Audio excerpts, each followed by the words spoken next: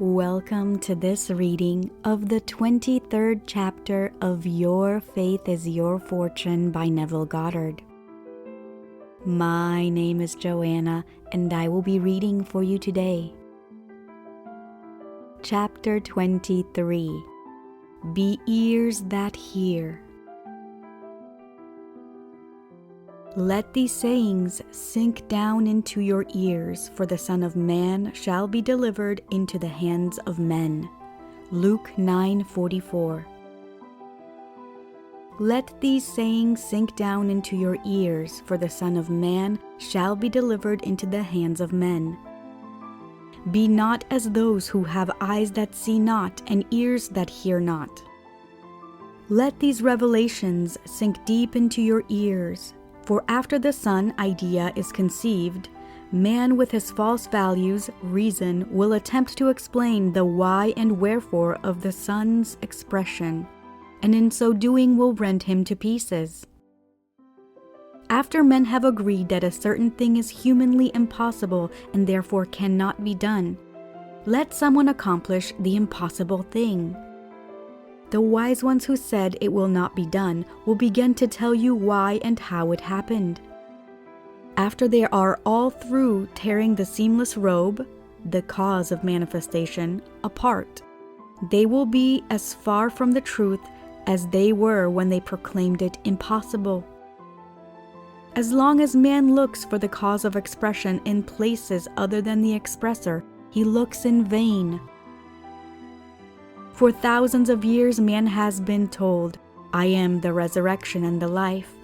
No manifestation cometh unto me save I draw it.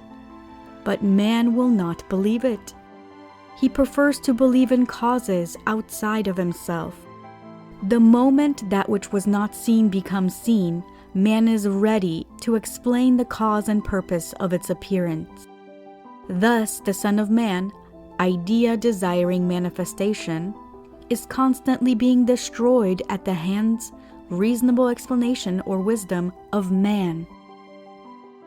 Now that your awareness is revealed to you as cause of all expression, do not return to the darkness of Egypt with its many gods.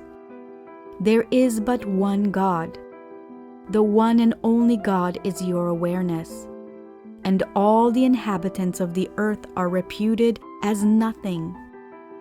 And he doeth according to his will in the army of heaven, and all the inhabitants of the earth are reputed as nothing.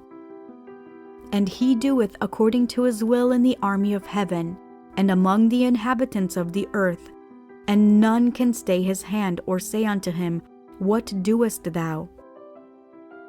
If the whole world should agree that a certain thing could not be expressed, and yet you become aware of being that which they agreed could not be expressed, you would express it. Your awareness never asks permission to express that which you are aware of being. It does so naturally and without effort, in spite of the wisdom of man and all opposition. Salute no man by the way. This is not a command to be insolent or unfriendly, but a reminder not to recognize a superior, not to see in anyone a barrier to your expression. None can stay your hand or question your ability to express that which you are conscious of being. Do not judge after the appearances of a thing, for all are as nothing in the eyes of God. When the disciples, through their judgment of appearances, saw the insane child, they thought it a more difficult problem to solve than others they have seen. And so, they failed to achieve a cure.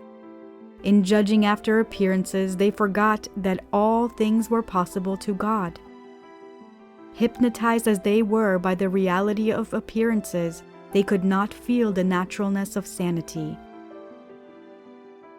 The only way for you to avoid such failures is to constantly bear in mind that your awareness is the almighty, thy all-wise presence. Without help, this unknown presence within you effortlessly outpictures that which you are aware of being. Be perfectly indifferent to the evidence of the senses, so that you may feel the naturalness of your desire and your desire will be realized. Turn from appearances and feel the naturalness of that perfect perception within yourself, a quality never to be distrusted or doubted. Its understanding will never lead you astray. Your desire is the solution of your problem. As the desire is realized, the problem is dissolved. You cannot force anything outwardly by the mightiest effort of the will. There is only one way you can command the things you want, and that is by assuming the consciousness of the things desired. There is a vast difference between feeling a thing and merely knowing it intellectually. You must accept without reservation the fact that by feeling a thing in consciousness, you have commanded the reality that causes it to come into existence in concrete form. You must be absolutely convinced of an unbroken connection between the invisible reality and its visible manifestation.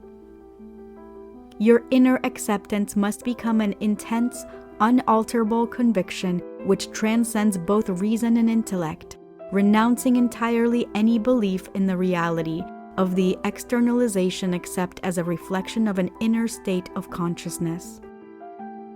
When you really understand and believe these things, you will have built up so profound a certainty that nothing can shake you.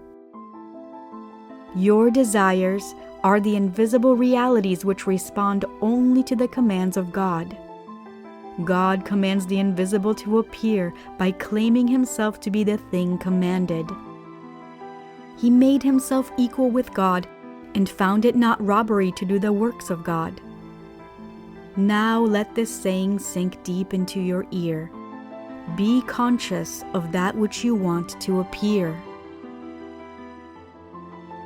End of chapter 23. Thank you for listening to this reading of the 23rd chapter of Your Faith is Your Fortune by Neville Goddard. Leave a comment below with any thoughts or takeaways from today's reading. If you like this video, found it helpful or valuable in any way, hit that thumbs up button.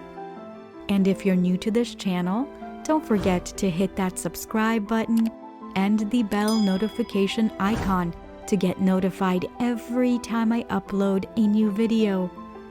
Because this year, I am committed to helping you gain mastery over your mind and emotions.